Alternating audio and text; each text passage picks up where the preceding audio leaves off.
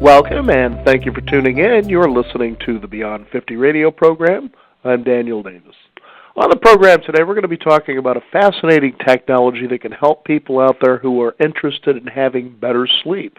Maybe they want to relieve themselves of depression, anxiety, maybe attention deficit disorder, and experience better focus. This technology is not only non-invasive, but it's been around for quite a while, and what it does is it helps people rebalance their brain by doing what is simply called neurofeedback. And our guest today, joining us on the program, is going to be talking about how we can take care of these symptoms or maybe even deep-seated problems by using this. And I'd like to welcome to our program today our guest, Adrienne Nicole of Holistic Brain Neurotherapy. Adrienne, thank you for joining us here on the Beyond 50 radio program. Thanks for having me, Daniel. You get to have all the fun, don't you, when it comes to something like this? I kind of do. This is a really exciting, fun thing to do for a living. Mm-hmm. Now, let's talk about what neurofeedback exactly is and what it does. Well, neurofeedback is a technology-aided self-regulation method that helps optimize brain function. And the power of computing has made this possible, really, allowing us to see data in real time on our brain's own state, showing us the patterns of electrical activity. And we get to see these in real time in our brain's own state. So they can be correlated to subjective feelings, symptoms, or states of mind. And each of our brain have these patterns and memories of old reactive states. And in order to reach a new level of functioning, these old brainwave patterns need to be recognized and reorganized so we can live in the now. We have to rewire those brain's tendencies that we had to live in the past. I know that as we had talked about this before, one of the things the brain basically has as a function is to be in survival mode. And it's interesting if you might have a past trauma, and it could go back to a time you don't even remember, that it just kind of jumps into that mode without really being here now and realizing that there isn't much of a threat. Absolutely. People repeat patterns all the time of those behaviors that allowed them to survive in a situation that was really stressful or threatened them in some way. And we carry those patterns forward with us. And a lot of times we react to them without even understanding or recognizing that, hey, I'm doing this because this event happened 20 years ago, and it's unconscious for them at this point. Now, I remember, as we've had you on the program last time, that we talked, or I remember this particular technology I was reading about back in the early 90s, and it's been around for probably even longer than that. And I thought, here's something that presents hope, especially for people who have ADD, ADHD, the ability to stay focused, stay on task, get started, just be on track. And they say, basically they hook up these electrical things to someone, and they basically, with their mind, play sort of video games. But as I understand, and you explained before, that it's actually evolved quite a bit since then. Could you describe for our listeners how that's happened? Yeah, absolutely.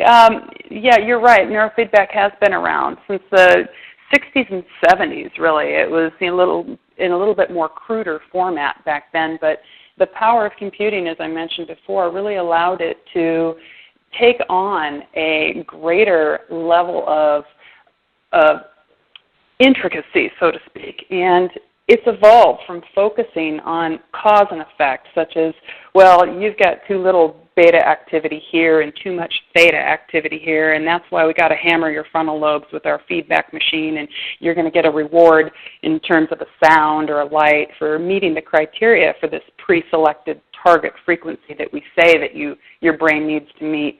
And now the field is allowing the brain to receive feedback on its own state, seeking this greater synchronicity and coherence in a model of balance and harmony. So the kind of neurofeedback that I practice allows us to look at the whole brain, see what patterns and ratios of brainwave activity are expressing themselves in relationship to where it's at in the brain and the functional makeup of the brain, and reestablish and realign so we can optimize that brain function. It seems so incredible to think that technology like this is available compared to a lot of other modalities that are available out there. How effective has this been, and what we're about to talk about? In other words, the 5 areas that we're going to be talking about, how people actually change. Well, Brain State claims to have an 85% effectiveness rate. And they get this rate based upon the subjective feedback that we take from a client as they go through the process of the beginning intensive. It's a 10-session intensive, and we have them fill out little surveys along the way with how you think you're doing, and their goals are rated. Their goals for seeking our therapeutic touch are rated as they go forward. So Brain State has, amassed this data and has shown this 85% effectiveness rate, and a lot of people will experience either a reduction or a complete elimination of their symptoms as they complain about, the symptoms that they complain about and they show up for care for. So that's how we kind of, mark that as we go forward. Now I know as we begin to explore the 5 areas that you want to talk about today, sleep is a big thing, especially as people get older with sleep apnea and the dangers that surround not getting proper sleep. Let's talk about how neurofeedback has been effective with sleep dysfunction. Yeah, well, in terms of sleep dysfunction, we're talking about having a hard time getting to sleep.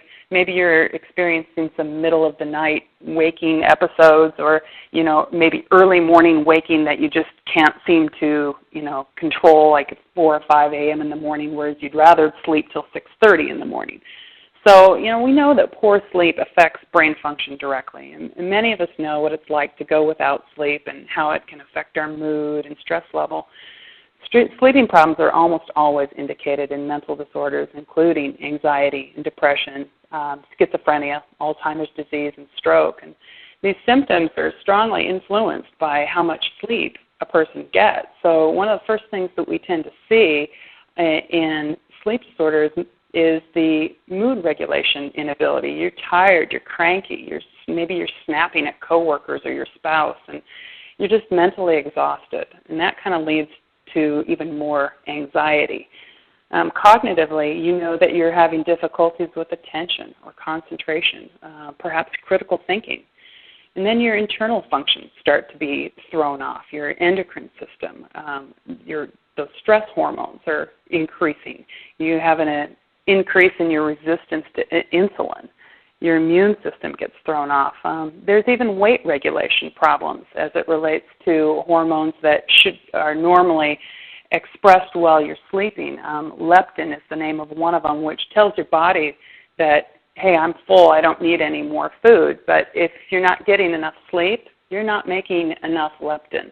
And the body gets the message that, hey, you're hungry, and it starts to store all these extra calories that you start ingesting as fat, and your metabolism slows way down. So it's those things, and probably even more importantly, it's our ability to sense our own state of our body, and that gets thrown off. And then, I'm sure you've heard the statistic that sometimes people throw out that if you're not getting enough sleep, it's akin to, say, driving drunk. Wow, yeah. And in fact, I've had that experience myself where you're up late and you have to drive, and you just wake up the next day and it's like, oh boy, it could be a real mess. Yeah, well, in chronic sleep deprivation, people lose the ability to tell when they're sleepy. Isn't that wild? Mm-hmm. Like in the movie Insomnia with Al Pacino? Yeah, exactly. Yeah. Well, I looked at that and I go, I kind of can feel how he feels. I remember feeling that way from time to time, and it doesn't feel very good.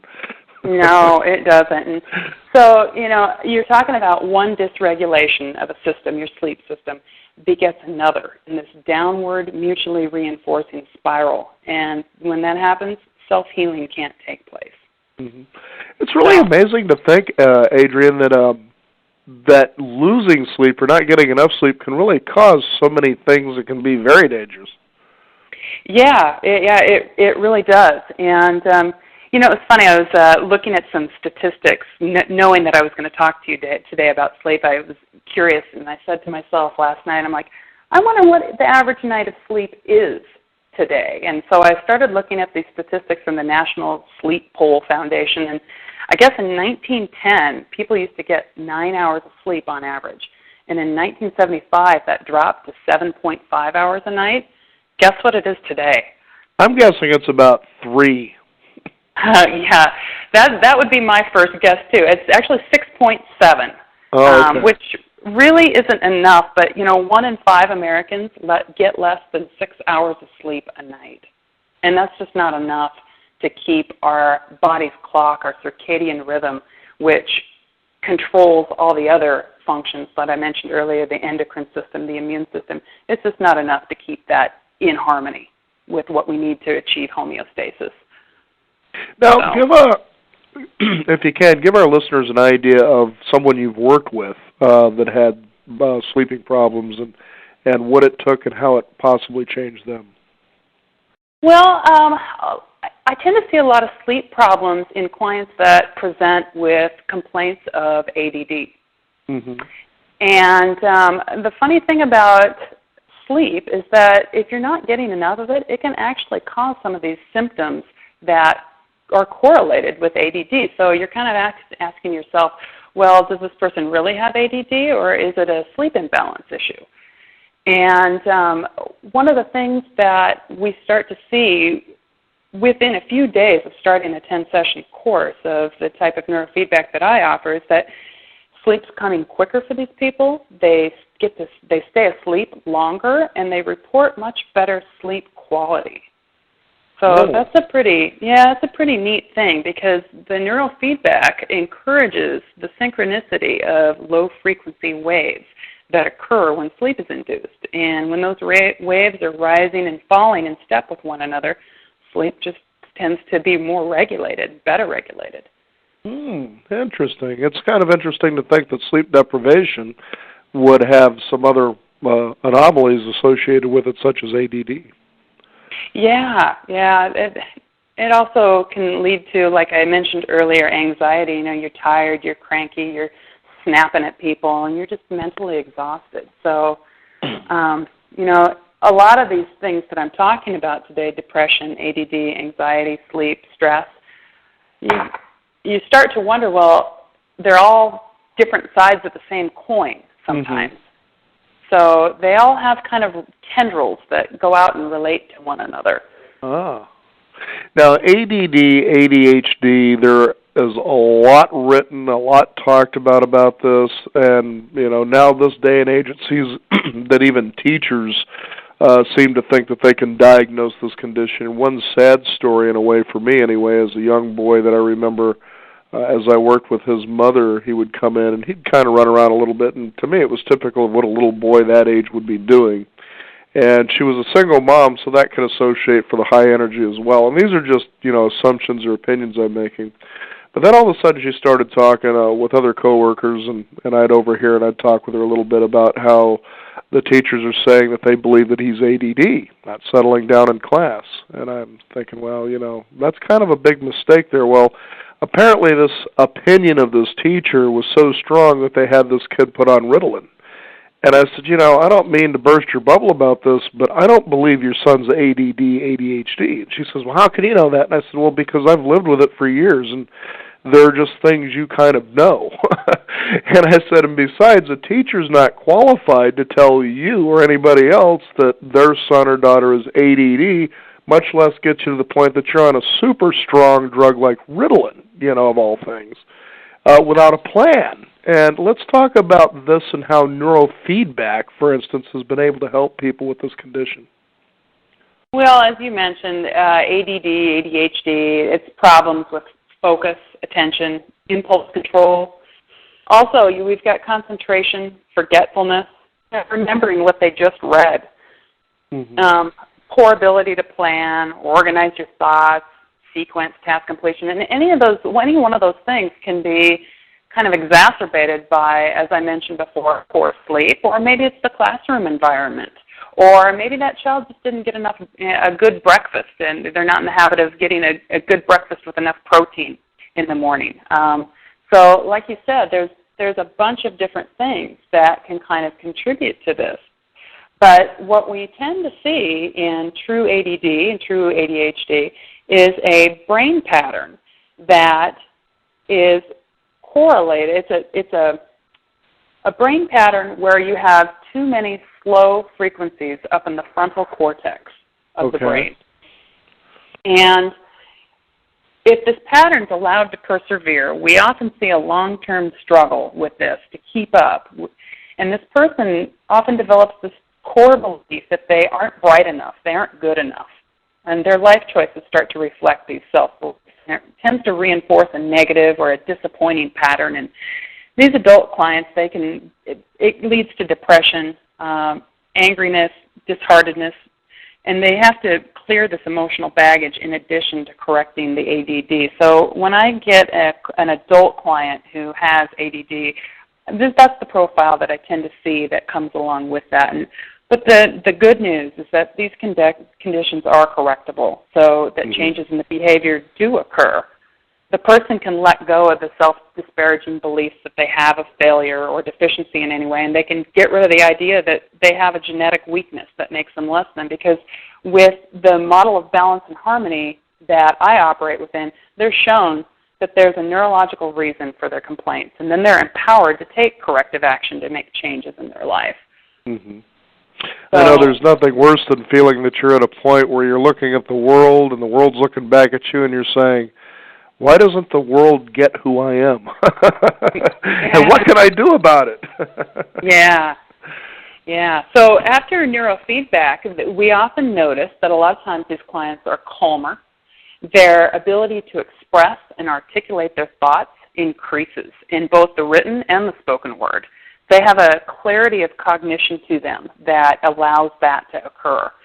A lot of my clients, I can think of two in particular, they reported an ability to read a lot faster, which I thought was phenomenal. So, and along with that comes the ability to plan and organize and complete tasks a lot better. And when people are able to do that, guess what? Their mood increases. Their self-esteem is boosted. I know when you bring up the reading element of it, just for our listeners out there, to let them know that with ADD or ADHD, one thing I remember that I did when I would read is I'd be reading in a book, and before you know it, my mind's just drifting off to something totally different, but I'm still continuing to read. Before you know it, I'm three-quarters of the way down the page, and then I'm back to the book again going, okay, I think I know what I just read, but I was so busy of thought on something else. And I don't tend to do that as much anymore. Isn't that amazing? I experienced the same thing, because that's kind of how I was led to brain state technologies. I was reading up about neurofeedback and discovered brain state technologies in the course of my reading, and decided to go in for some sessions. And that's one of the things that happened first off the bat, right away, is my depression lifted, and I figured out that, hey, I've been reading these books, but I haven't really been retaining a lot of what I've been reading because my mind was elsewhere, just like you said. Right. Fascinating stuff. Now, anxiety, there's a big one for people, especially in this day and age with advertising, electromagnetic energy. I mean, you name it, it's all the world's in a big hurry, and it seems that we're all just anxious one way or the other. Let's talk about what that symptom is and the experience that you've had with clients and what causes that. Yeah. Well, anxiety is really characterized as a difficulty to find peace in your own head. You've got racing thoughts, perhaps perseverating thoughts, maybe some mental chatter that just doesn't seem to turn off. A lot of times it's an inability to shut your brain off, which leads to problems with sleep quality. And then, again, there's that tendril back to sleep, A lot of times people will self-medicate, and they have distraction-oriented behaviors, like they know that they should be working on the project that's due tomorrow, but instead they're on the computer. So they've got this kind of energy inside them to be doing something, but it's not directed in the right way. Staying busy for the sake of being busy, in other words. Exactly, yeah. And a lot of times what comes with that, too, is this kind of worn-out form of depression, where they're just tired, and they're just low, and they just can't seem to, get out of that rut that they're in. So when clients come to me and admit to a little anxiety, and as we start to go through the procedure and we find out that maybe anxiety was a little bit more powerful for them than they originally had discussed with me in the beginning, we see a lot of high frequencies in the more in the more sensory lobes of the brain, the temporals, the occipitals, and the parietals. And these brainwaves patterns, they're too overpowering for the function of the lobe that they're in and the function of the lobe that they need to serve. So when we can kind of quiet those down and introduce a more regulated pattern, a lot of times people feel within a few sessions more relaxed and at peace. They're calmer. They're better able to concentrate. And an interesting quality that comes along with this is a sense of a greater open-mindedness. They're more open to hearing things, whereas before, when you like say to your spouse, yeah, I'm listening to you, but you're not. Your mind is a million miles away. Right. Or you're in a restaurant with somebody and you're listening to 5 different conversations at once, staying on track with all 5 of them, but not necessarily the one that's in front of you. Exactly. So when you're able to really listen to people, the anxiety levels are dropped. You're able to listen to people more, and you tend to be a little bit more open-minded. People are also sleeping better, and the biggest and most common response or report back that I get after a session, after a beginning intensive, is that these people report that they are more emotionally grounded or centered, and they're responding better to stress. They have more rested feelings and more positive attitudes. For those of you just joining us, we're talking with Adrienne Nicole of Holistic Brain Neurotherapy about the benefits of what is known as neurofeedback and how we can reduce things, or actually maybe eliminate the symptoms altogether of ADD, ADHD, anxiety, depression, and also help to reduce stress. And I think a lot of us can really use a little stress reduction this day and age. Yeah. Stress has become part of our modern life, and it's really kind of put us into this emergency state, I think, sometimes. We're not fighting anymore, we're just flighting. Yeah, really. Our nervous system is how we interact with our environment. Our 5 senses, they're all neurological in origin: sight, smell, touch, taste, hearing. And they interact and regulate all the other organ systems. So we learn to regulate, our body learns to regulate based on our environment, so it's a learned behavior. And when these neurological inputs travel to the brain and release stress hormones like adrenaline or cortisol or epinephrine, we get into this kind of pattern with stress. And the funny thing about stress is it doesn't distinguish between whether it's physical stress or psychological. It doesn't matter whether you're having a busy schedule or you just got in an accident or if you're having an argument with somebody. It's the physiological path. It's the same. And we have one of 2 responses. We have a fight or flight response, or we have a freeze response to it. So chronic stress is just, it's horrible. It disrupts nearly every system in our body. Blood pressure, immune system, increases our risks of heart attack and stroke, infertility, reproductive type stuff, problems. Speeds up the aging process, too. I can imagine it does. Yeah. I mean, look at the joke about, boy, your hair's falling out of your head. Yeah, exactly. Yeah, my husband likes to joke that all of his gray hair in his head is because of the kids, so I don't doubt that some of that's true. No, it's funny how you talk about stress either being, real or presumed, and, how there's the thought about an outcome. Let's say that, your boss says, for instance, I need you to come in early to work today. So what's the first thing we think of? Okay, well, what did I do? I'm in trouble. I'm going to get fired. And then pretty soon there's just a whole gamut of thoughts you have, and you don't have to see this guy for about 6 hours. And you're spending all this time ruminating in those stressful thoughts about an outcome that you're not even aware of what it's going to be yet. but it takes you out of a whole 6 hours of living. And it's pretty amazing, that people actually resort to using medications to relieve this thing when they don't realize that, what we need to do is just kind of get you balanced in there and let you be in the here and the now, and just deal with the boss when the time comes. But that you punish yourself for that long, and how we switch to a negative thought in the first place, and how something like this can be very effective about grounding people in the here and now. Right, yeah. I mean, it's funny. Even I have had that reaction this morning to thinking about, I'm going to be giving an interview at noon today. The butterflies in the stomach kind of set in a little bit. And even though I've had a ton of brain training and I have access to the tool to do it anytime I want, I still have that response, but I'm able to mitigate it and just down-regulate my stress to it, which is nice. Very exciting stuff. Now, is there a website people can go to find out more about neurofeedback and neurotherapy? So maybe they might say, hey, this sounds like something I can explore. I mean, it's better than, in my opinion, if it's effective, trying to get that word out, that you can actually find yourself even getting off medication. Yeah, I tend to see, like, for instance, a lot of my ADD clients, they'll come to me with the desire to eliminate their medication. And I always tell them, let's stick with what your doctor's prescribed for you in the beginning. And as you notice your medication becoming hyper-effective, at that point, perhaps you can taper down. But that's always a discussion that you need to have with your therapist or your doctor before you do that. Some clients make the decision before they even walk in my doors that I am stopping this medication and I'm doing it now.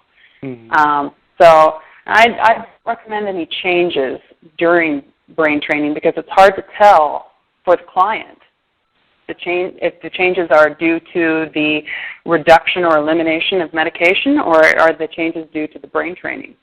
So, but yeah, I get a lot of people with that goal in mind, and I'm able to help them do that. I have one client that I started back in December that is now completely off of their Strattera. I have another client who has cut their dosage of Vyvanse in half. So they're having a lot of success. That's very exciting to know about that. And the last thing I'd like to talk about that's big, it seems to be on everybody's tongue, is depression. Yeah, that's a big one. Depression, depression is one of those things that it tends to touch most individuals, and there's a natural cycle to it. In reality, depression ebbs and flows, and that is the natural course of that mood dysregulation. We medicate it in our society, and I'm not so sure that that's, some people need it. Some people it's necessary to do that, but I'm not so sure that that's the best thing long term. There's a neurophysiological basis for depression, particularly in people with a family history of it. And it's a brain pattern that has shown to be replicated many times in brain mapping research. And the brainwave pattern is one of slow wave activity in the left frontal and central lobes. So the left frontal cortex is associated with positive emotions, motivation, desire to connect with and be involved with others, whereas the right frontal cortex is associated with depression, fear, and withdrawal from others. So if you have a slow wave activity on the left side and you're allowing the right side to proliferate and predominate, you tend to have the pattern for depression. So the interesting fact is that antidepressants don't correct this brainwave pattern. Medication appears to leave the biological predisposition for depression intact. So it's easier to become depressed when bad things or inordinate amounts of stress occurs. But neurofeedback focuses on retraining the brain so that the asymmetry in brainwaves or the imbalance is corrected. So change is produced that's long-lasting, and it doesn't require long-term medication therapy. It's always nice to know that you can bypass, hopefully, the symptom and go in and, sort of correct the root problem or cause of something, and doing it in a non-invasive way, such as using neurofeedback. Yeah, isn't it wild that we can do that? Mm-hmm. It's very exciting. I think there's going to be a lot of new advancements and capabilities as neurofeedback expands even further, and I'm really excited to be a part of that. And what's really exciting, too, just to let our listeners know who Adrienne Nicole is that you are a registered nurse, and you've been in Western medicine, so you understand what it is to use those Western modalities. But you went this direction, and if you could tell our listening audience why, what drove you to move in the direction that you did? Oh, well, I've always been attracted to the more holistic side of healing. And when I recognize that we are all organisms that react in response to our environment, it just made sense to go in that direction for myself. You know, after I graduated from nursing school, I did private duty home hospice nursing, and I like that aspect of it. Because hospice nursing is very holistic in nature too, because you're trying to help the individual maintain as much functioning as they possibly can up until the very end, and increase the quality of life for them or hold it steady in a situation where you know that they're terminal. So when I started reading about neurofeedback, it just made sense for me to go off in this direction. I understood it, and I'm really glad that I did, because in that way I've stayed true to myself. And as I understand, this isn't just a science that's basically known here in the United States, but, holistic brain neurotherapy is actually something that's worldwide now. So, I mean, this is a modality that seems to be effective and seems to be gaining real integrity. Yeah, absolutely. There are more books and more things being published about neurofeedback every time I turn around. So it's very exciting. It's gaining a lot of groundswelling. Now, Adrienne, if you could, for our listeners, give out a website where they can find out more about this. Yeah, absolutely. My website is www.hbneuro.com. Or they can also go to BrainState's website, which is www.brainstatetech.com. You can hit Google, and you can Google any of these terms. You can Google neurofeedback. There's a lot out there on the web, and it's fun to kind of uncover what it is that neurofeedback can do and what it can bring for you. And if people want to contact you directly, is there a phone number they can go to do that? Absolutely. Thank you. It's 360-334-0310. Adrienne Nicole, it's been a pleasure to have you on the Beyond 50 radio program, letting people know there's a non-invasive way to eliminate symptoms and perhaps correct root problems to get you living here and now, and being very excited about that. Thank you for joining us here on the program today. Thank you, Daniel. You're very easy to talk to.